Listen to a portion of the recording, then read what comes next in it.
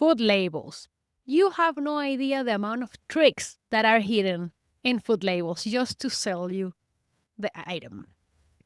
Can you imagine that many of the products that claim 0 calories actually have calories? That it's a lie. It's just a loophole that can be used as a marketing trick, and people buy the product thinking they have 0 calories, and they do have calories. I'm going to show you the specific products and how to spot this. That many of those that we think, those food items that we think are healthy, actually have more sugar than a donut.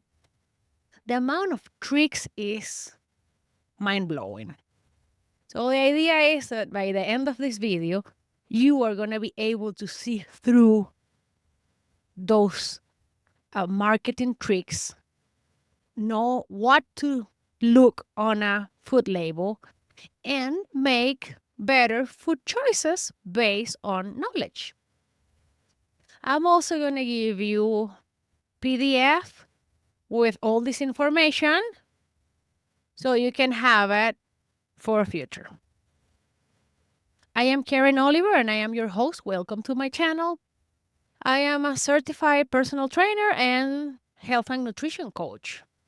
If you like this type of content, please hit like and subscribe. Let's just dive into this. Nutritional facts, the nutritional panel.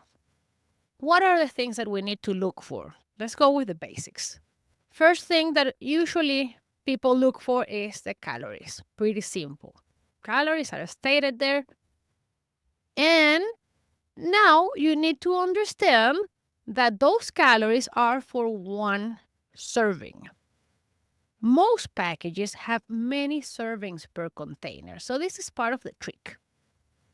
If you buy a bag of chips, let's say an individual small bag of chips, it's usually going to say 120 calories, and you just read that, you think that there are 120 calories in that bag of chips. But then you need to read, if you read this part where it says servings per container, probably going to say something like 3 servings per container. And that means you have to multiply those calories by 3. So if it says 120 calories and 3 servings per container, it means it has 360 calories. Okay. How do they use this as marketing trick? Well, they put in the front of the package 120 calories. So when you see it, you think that it has 120 calories. And then in very small letters, it says per serving. So you need to read the nutritional facts. And then that applies to everything that is on that nutrition fact label. So for fat, for sugar, for protein, carbohydrates, everything is multiplied by the amount of servings per container. Okay, unless you're going to eat just one portion, and then you need to read and say, what is the size of one serving? It says serving size, for example, 227 grams. So you can weigh 227 grams, and then that's what you have in that serving. I hope that makes sense. Next thing that we see on our nutritional fact is on the right side, you're going to see the daily value of RDAs. The recommended amounts that you should eat of all these nutrients. Those numbers actually are not good. You should not follow that recommendation. And this sounds nuts, but that is very old information, and that was actually designed to prevent diseases, not to optimize health. So the RDAs have numbers of how much you should eat a day of protein. How many grams of protein a day, how many grams of carbs, how many vitamin D a day you need, how many calcium, etc. You name it, there's an RDA for it.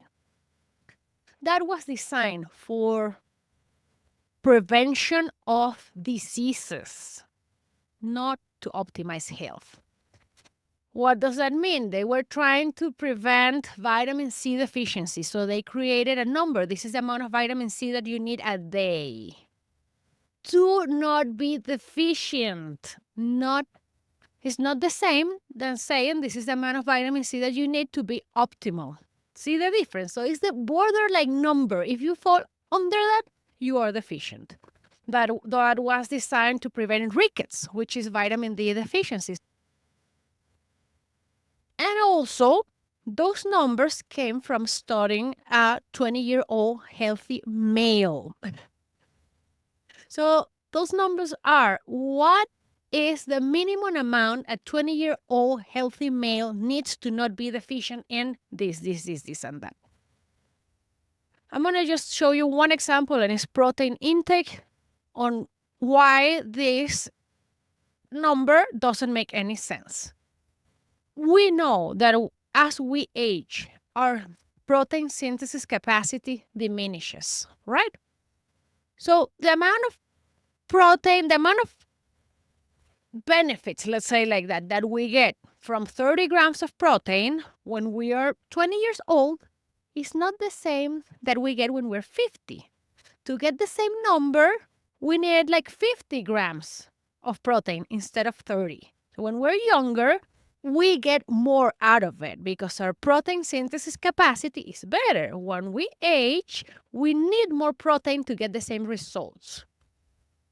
So the RDA for protein is 0.8 grams per kilo of body weight on a 20-year-old male. And that's a minimum number to not be deficient when a male is 20. Now picture if that same male would be 50, that person would be deficient with that number, with that protein intake, because our protein synthesis doesn't work as well. You need more protein. So it doesn't make sense. These numbers, you can completely ignore them. Don't look at them. And if you're going to look at them, it's just to make sure that you are way over those numbers. Okay. The next important thing here is going to be the fats. You all know what protein is, carbohydrates.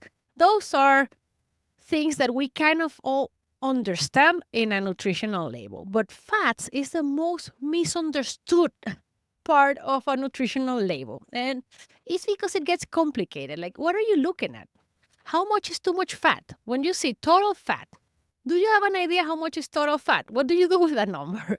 On top of that, to make it more complicated, there is saturated fat, trans fats, monounsaturated, polyunsaturated, and cholesterol. So I'm going to go through the concepts and explain this, but then I'm going to make it very simple for you to look what is that you need to look for. Okay, so you don't need to learn or understand deeply, memorize these concepts. Saturated fats. Those are the fats that get solid at room temperature. Are they good? They can be good, and they can be not that good. It depends. If the source is natural, they're good for you. If they're ultra processed but still in the saturated fats category, but they're more processed, the more processed they are, the less good they are for you. And what are those fats that get solid at room temperature? Well, butter, the fat of the cheese. See? Now you know which ones those are. Then you have trans fats. Trans fats are factory made. They're not natural. They're created. And those are not good for us. Never. Trans fats, not good. Okay? Cholesterol. Cholesterol, we have demonized cholesterol, but actually we need cholesterol. There's no way to grow cells without cholesterol. A kid cannot grow, a woman cannot be pregnant without cholesterol. Cholesterol, we need it, but the amount of cholesterol we need, our body produces it. So we don't need to get exogenous or external cholesterol. We don't need it. But it's not necessarily totally bad. Okay. Let's see here the fats. We have monounsaturated fats and polyunsaturated fats. I'm going to give you a technique to remember this, and I cannot take credit for this. I heard someone say it like this once, and it stuck, and we're going to use it. So trans fats. T, terrible. So trans are terrible. Trans fats are made in a lab. You don't want them. Saturated fats. Those are the ones that it depends. If they're natural, they're good. If they are not so natural, more processed, they're not that good. Okay. And then we go to unsaturated fats, and that's where it gets complicated, but this is where it gets important. We have monounsaturated fats and polyunsaturated fats. Mono, you're going to remember M, mono, they're good for me. Poly, P, they're a problem. So mono, good for me, poly, problem. So the good for me fats are anti-inflammatory. They're good for you. They have anti-inflammatory benefits for the body. It's the type of fats that are good for female, for hormonal balance, for our brain, etc. So the monounsaturated fats are the good fats that are good for your brain, that are anti-inflammatory, that improve heart health, that support the metabolism. And then the polyunsaturated fats, they are found in seed oils, so corn oil, soybean, canola, sunflower, and those are inflammatory. They're not good for your heart. They're not good in general, and you should kind of avoid them. But what really matters here is the ratio between mono and poly. That's what you're going to start looking for. So you're not going to look so much for the number of total fats. You're going to look for what's the ratio between good and bad. Same thing that happens with omega-3s and omega-6. What really matters is the ratio. Omega-3 should be higher than omega-6. So here we go with example. These are two oils. One is seed oil and the other one is olive oil. We've all heard that olive oil is good. Now, why is olive oil good and seed oils are not? What are we going to look on that label? Is the ratio between mono and poly, between me, good, poly, problem. Look at this. Same serving size, so 1 tablespoon for each oil. They're both going to have 14 grams of total fat. So what's the difference between one and the other? None. They have the same amount of fat. Okay. One has 130 calories and the other 120. That's not a big difference. Okay.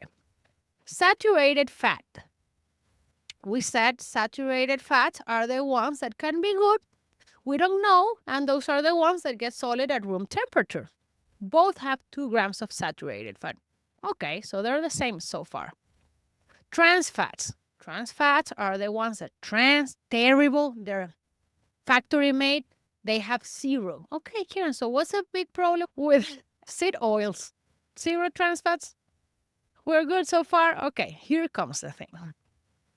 Polyunsaturated fats.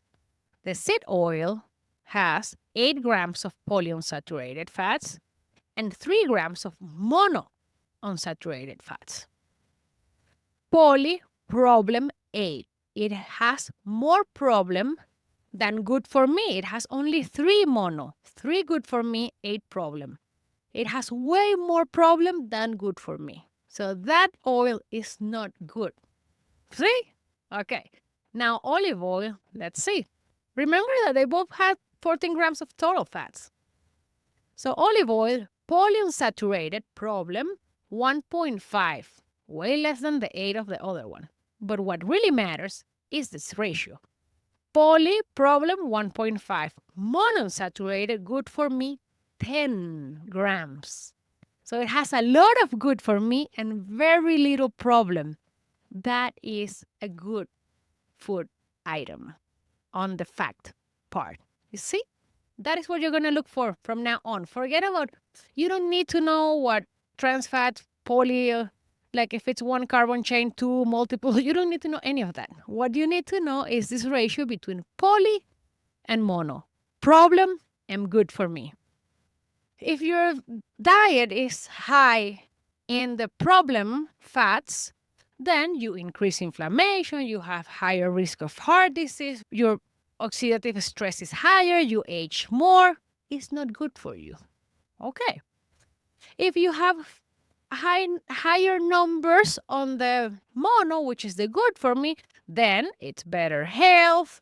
You have more of the good fats that are anti-inflammatory, good for the brain, good for the hormones, good for the heart. So you just learn how to read fats on a food label. Now let's go very quick through these regulated terms. Many products claim sugar-free or low sugar or reduce. Here are the differences. So there are norms. It has to have certain amounts or less of what they're going to claim for them to be able to do so. So for example, fat-free, it has to have less than 0.5 grams per serving of fat. So it's not like it doesn't have fat. It does have fat. It's just like one serving has less than 0.5 grams. Same thing happens with sugar. Sugar-free, maybe it's not sugar-free. And you're going to learn this with example of the calories. The FDA says that for a product to claim 0 calories, that product has to have less than 5 calories per serving. So 5 calories, it can have 4.5 calories in one serving, and they can claim 0. Okay? Stick with me because this is important. Look at this product. I have nothing against this product. I recommend my clients to use it. I use it. I have nothing against it, but it is a lie that this is 0 calories. Absolute lie. Remember, we talk about amounts of servings per container, right? And the serving size. This product is claiming 0 calories. What is the serving size of those 0 calories? 1/4 of a second of a spray. What is that? Is it possible to use just 1/4? That's more than 1/4 of a second. So 1 is 1 second, right? That's 1/4. I don't know. I don't think my finger can be that fast to just use 1/4 of a second of a spray. Can you do? So that 1/4 of a second of the spray probably has 4.5 calories. I see where I'm going, right? So look at the ingredients here. This is extra virgin olive oil. What are the ingredients? Extra virgin olive oil. How do they take the calories off of the olive oil? It's impossible. You cannot have real olive oil with 0 calories. That is not physically possible. If this would taste like olive oil and it would be something completely created and synthetic, then maybe it could be 0 calories, but it's not the case. This is olive oil. If you remember the label we just saw about olive oil, 1 tablespoon of olive oil has 120 calories. So if you put that same olive oil inside a spray, where did the calories go for it to be 0 calories? They're still there. The problem is they are legally able to claim 0 calories because the amount of the serving is so small that they can claim 0 calories. I'm sure you all have seen these memes on Instagram or social media where being on a diet and they show someone with a food scale and a bag of chips, and they put 1 chip on the food scale and it says 0 grams. So they eat it. 0 grams, 0 calories. They put another one, 0 grams. Up. Another one, 0 grams. And they eat the whole bag, but they didn't eat any calories because it says 0 grams. It has 0 calories. If there are no grams, there are no calories. This is the same, exactly the same. You're making the portion so small that it doesn't count, but you're actually eating the calories. So why do I say that I still recommend this to my clients if this is a lie? Well, because we do use less olive oil if we use a spray than if we just pour the olive oil in our salad. See? So you're reducing the calories, but the product does have calories. It is a complete lie that is 0 calories. If you would take 1 tablespoon out of the spray, it would have the same 120 calories that the tablespoon pouring out of the olive oil bottle. See this trick? I'm sure many of you have fallen in this trap. And that happens with sugar. That happens with fats. This happens with everything. If they make the serving size so small that they can claim 0, people think it's 0 and it's not. Hey, food labels, marketing, food industry. What a trick. Okay. Here goes another one that is pretty common. No added sugars. No added sugars doesn't mean it's 0 sugar. It doesn't mean it doesn't have sugar. It means no one added extra sugar. But for example, this is orange juice. Orange juice have sugar. It is natural, yes, but it's sugar nonetheless. It's as bad for you it's as bad to you as if it would be added as granulated sugar. See? So they can claim no added sugar because they didn't add sugar. But if you look at the label, sugars, this has 22 grams of sugar on an 8 ounces glass of juice. There are 22 grams of sugar. Orange juice actually has more sugar than a soda. The same amount of volume of orange juice and soda. Orange juice has more sugar. But we buy this for kids because no added sugar, this is healthy. It is not. It is not. It's pure sugar.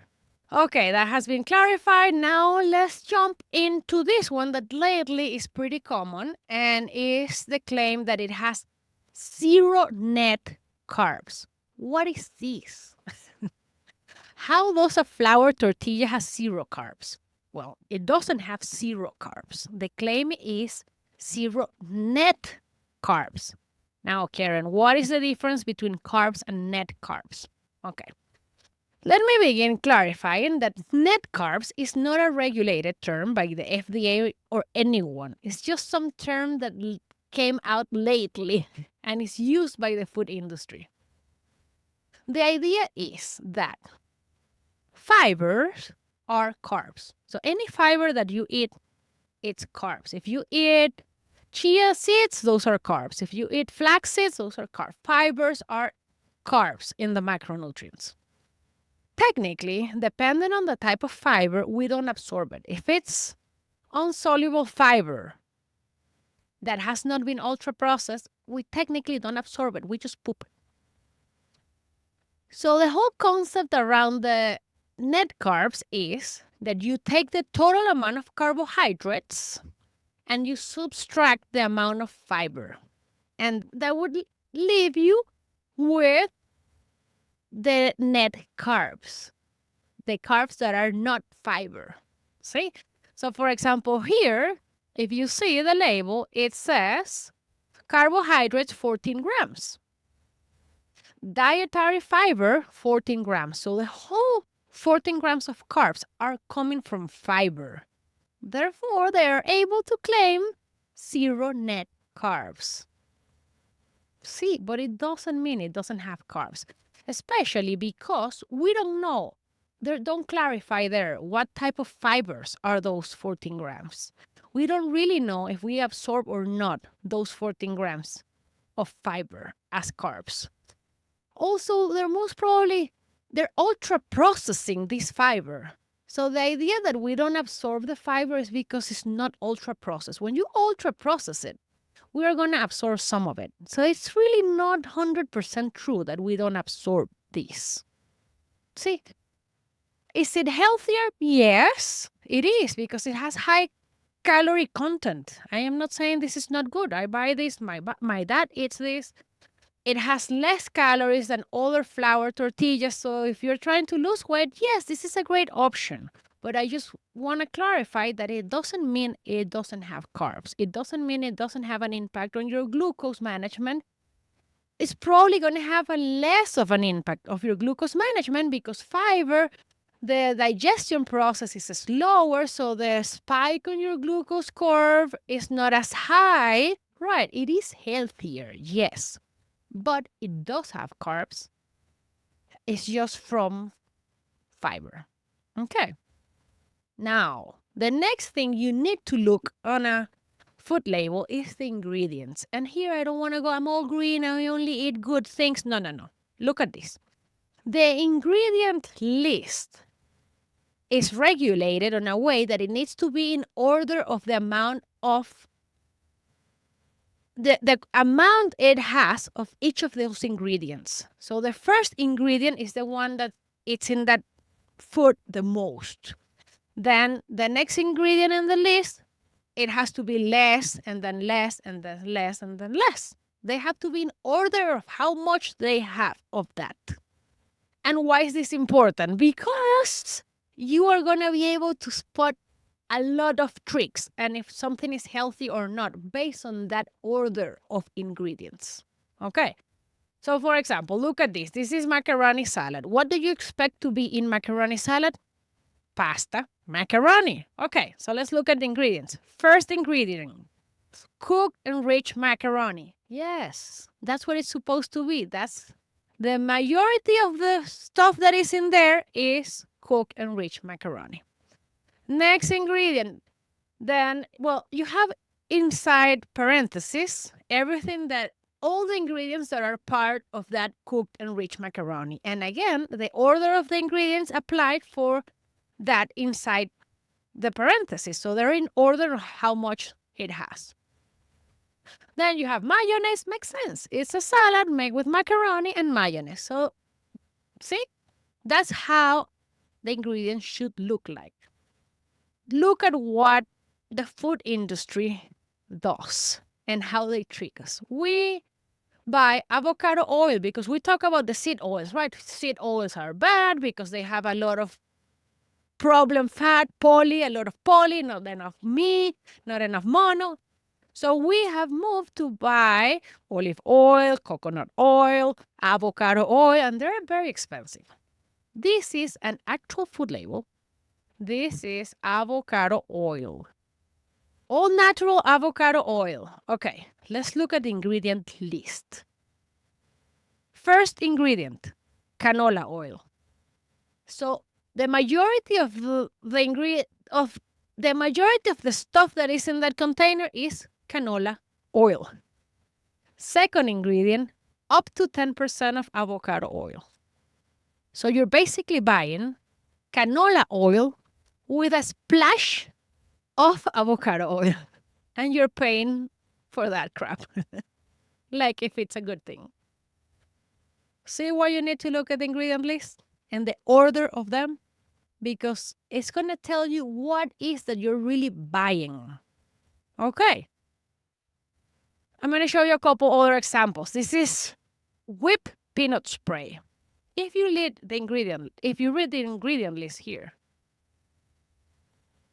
not only I cannot pronounce most of them, which is not good. If you cannot pronounce it, usually it's not something healthy, with some exceptions.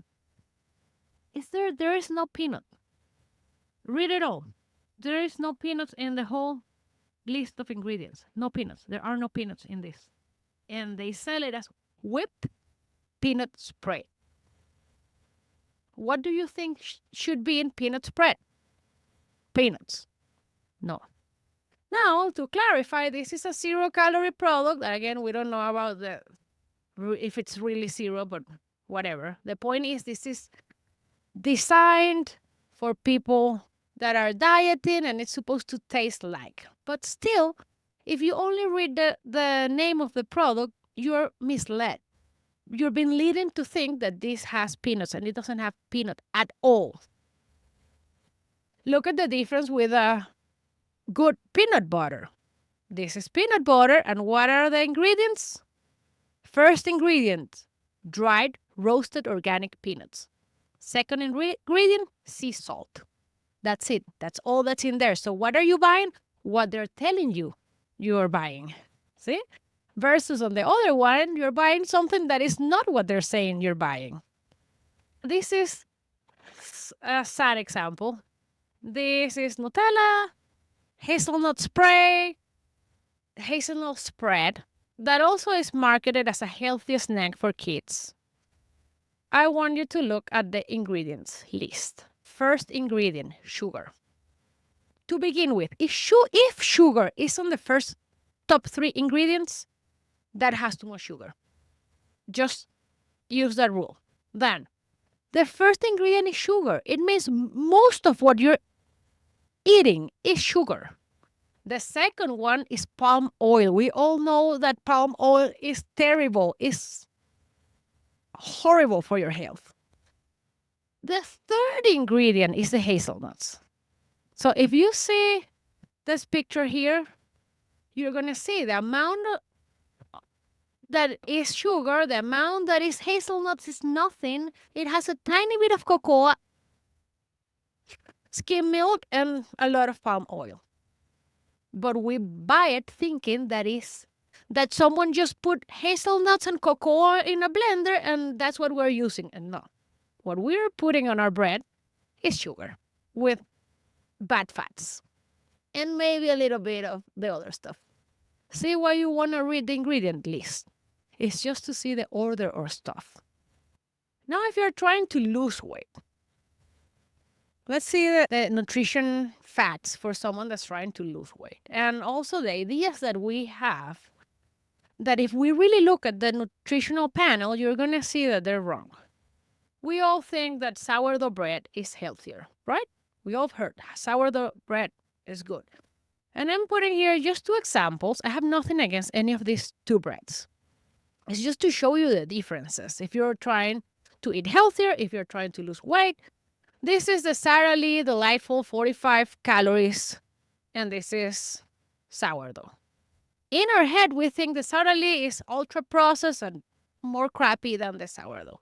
Now let's dissect the labels, just so you can see. Sara Lee, 2 slices, 90 calories. Sourdough, 1 slice, 130 calories. Would you rather eat a sandwich or 1 slice of bread?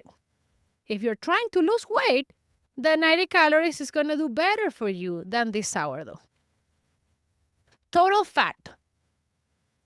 The white bread has 1 gram. The sourdough has 1.5. But we said we don't care about total fat. Let's look at the mono and poly. So, and trans, right? None of them have trans fats. We're good there because trans are terrible.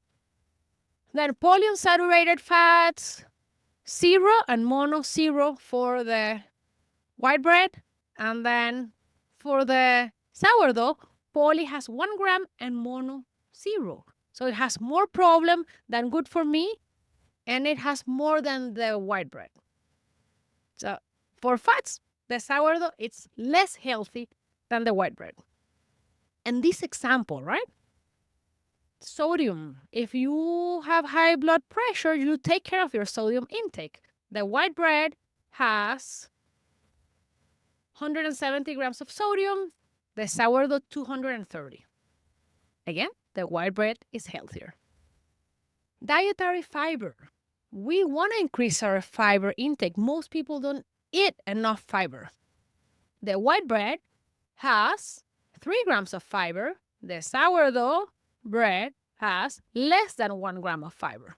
So the white bread is healthier on fiber.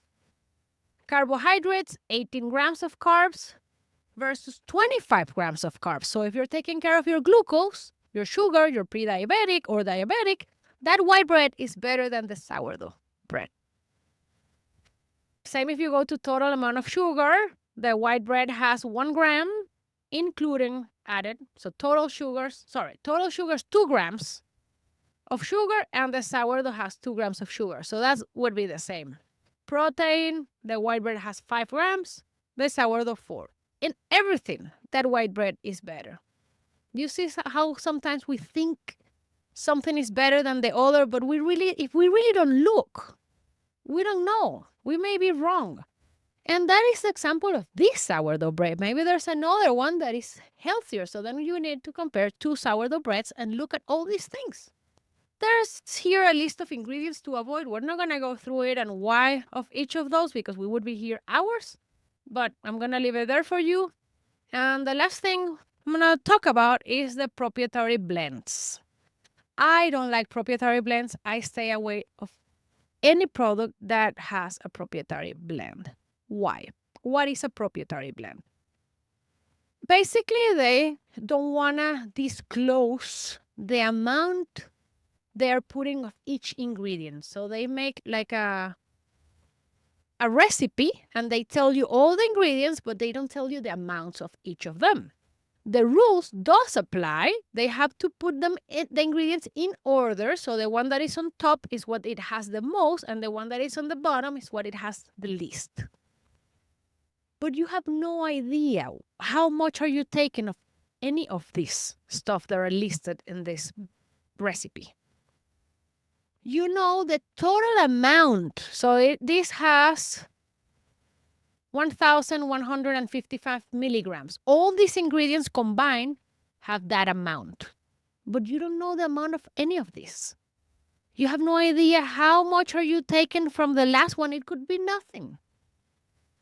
You don't know. And not knowing is not good. I like things that are crystal clear. Companies claim that they do this so other companies are not going to copy their product. But that is a very silly claim because you're already disclaiming everything. Come on. Like, it's so easy to copy this. Usually you see this often in fitness industry. This is a weight loss product and it's super common in weight loss products.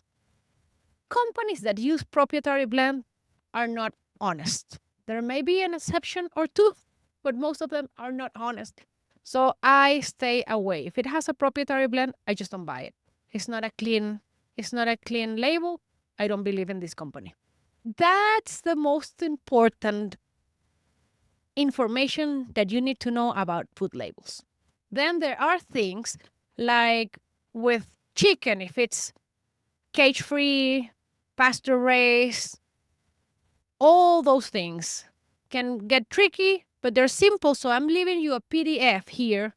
Go on the description and download the free PDF. You're going to have all that information for beef, if the cow was grass-fed, grass-finished, what are the differences? If it's organic, what are the differences? If eggs, again, eggs or chicken, pasture-raised, cage-free, what is the difference between all this labeling? That is here on the PDF that I'm giving you. If you have any questions, just DM me, send me, make a comment, I'll answer you. If you're trying to lose weight and you want coaching, I'm here for you. That's what I do. I help people get freedom from diets. I teach people all these things, how to eat better, how to eat healthier, how to make it a lifestyle, and it's not a diet. It's a change in lifestyle, and I help people change their relationship with food. So if you're interested in coaching because you have tried to lose weight by yourself and you cannot make it, just send me an email and I'll be happy to help you. I'll see you next time then.